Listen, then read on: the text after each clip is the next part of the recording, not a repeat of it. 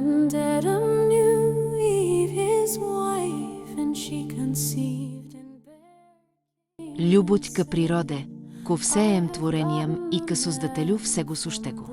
Именно весной, когда възцветет и сияет, когда красота природ разкрывается в роскошном изобилии, при виде тюшпанов рядом с моим комуртером, меня переполняют чувства благодарности и признательности по отношение к Создателю всего сущего. С какой любовью, эстетическим чувством и чувством красот, форм и функциональности оно се отворено, чтоб все, кто открит для того, могли наслаждаться им. Так большинство религиозных людей, особенно приверженцев природных религий, узнавали в творении Творца. Они с благодарностью почитают его с помощью ритуалов, церемоний, молитв и многого другого. Не утратило ли християнство с дехчтота? Следуя девизу «Подчините себе землю», мы доводим планету до предела евносливости. Большая часть природ и гумуса уже уничтожена. Если мы хотим жить, нам нужна смена парадигма. На островах Пасхи то уже однажды закончилось плохо.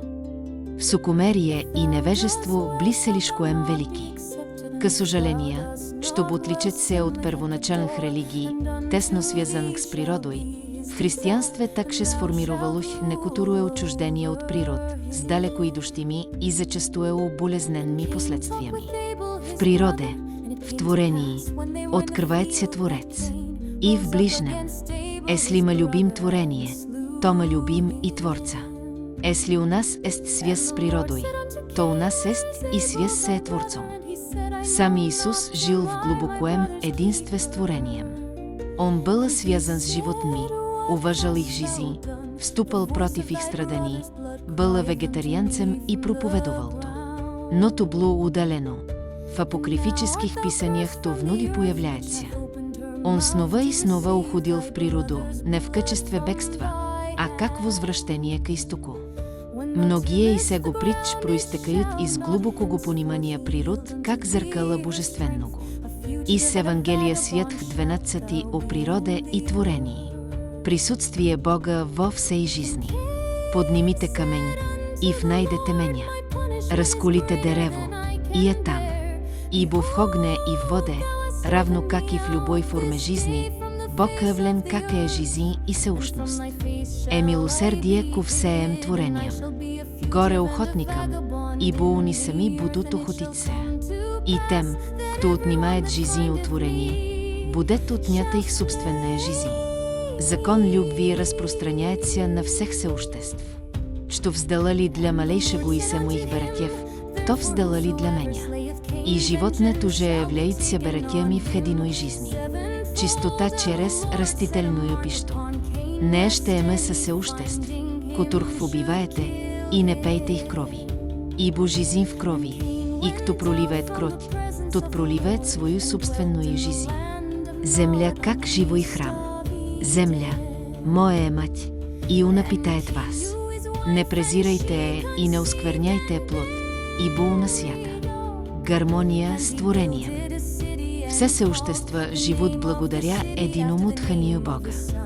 Тот, кто живет в любви, находится в гармонии со всеми сеуществами. Не насилие как путь истин. Не приносите жертв, оскверненых круля.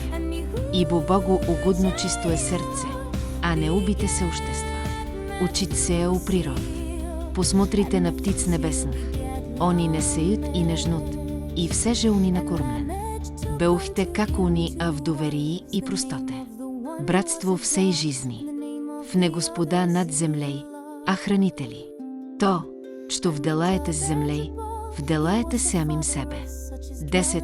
Уединение на природе как духовный путь. И он често уединялся в тихие места, под деревья и увод, чтоб пребват в присутствии вечного. Библия о природе и творении.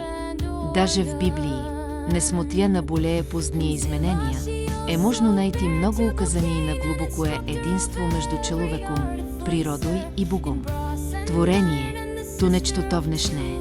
Оно является выражением самого божественного. Тот, кто читает с открытым сердцем, понимает, природа – то не собственность человека, а живое съвражение Бога. Бог в живом, вездесущий. Поднимите глаза и посмотрите, ктото се отворил. Исаия 4:0-2:6. Творение как откровение Бога. Небеса разказваят уславе Бога. И твери провозглашаят дело Его рук. А Псалом 1:9-2. Единство всей жизни. Та даеш расти траве для скота и растениям для человека, щобом получал пишто и земли. Псалом 1:04-1:4. Ответственност человека как хранителя. И Бог взял человека и поместил его в сад Демский, щобом возделвал его и хранил его. Бтие 2 часа и 15 минути. Завет разпространяется и на животных. А заключарю завет с вами и со всеми живеми съществами, находящими се с вами, с птицами, с котоем и всеми животми земли. Птие 9:9-1:0. Боже забота о животных.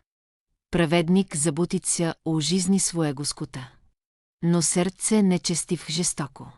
Притчи 12 часа и 10 минути. Учит се о животных. Спроси животных, они научат тебе. И птиц небесных, они скажут тебе. Иов 1:2-7. Природа как учительница доверия. Посмотрите на птиц небесных.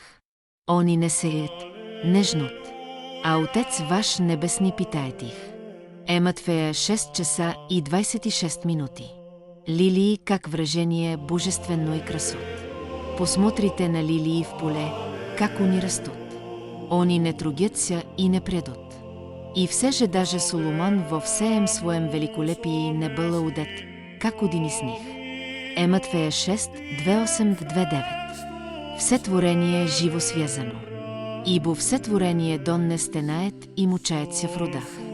Римлянам 8 часа и 22 минути. Апокрифические писания о природе и творении. Во многих апокрифических писаниях се охраняется нечто живое, что позже често уходило на второй план. Опт того, что все жизнь пронизана божественно. Не только человек, но и все творение является носителем света. Природа здесь не является декорацией. Она – откровение. Божествено е во всеем съществуващем. Евангелие от Твоем, Логос 77. Свет, который превше всего. Вселенная. И сменя возникла Вселенная, и коем не възвръщается Вселенная. Разколите дерево, а там. Поднимите камень, и внайдете меня там. Познание чрез творение. Евангелие от Твоем, Логос 113. Царство разпространилось по всей земле, но люди его не видят. Творение как живое вражение Бога. Пистис София. Свет пронизвает всея мир и всех творений. Ничто не обходится без доли его сияния. Дидахе. Вбери путь жизни. Люби все, что несет жизнь, и не действуй разрушително. Земля как священно е пространство. Апокриф Йоанна. Мир возник из света и до сих пор несет в себе его искру. Божествено е действует во всеем живом. Пасте Герм. Творение живо и Дух Божий непрестанно действует в него. Що блуба, если ме не просто се озърцали природу, а вновь вспомнили, що часете е, встроен в живо е, ще целуе. Природа неотделена от духа.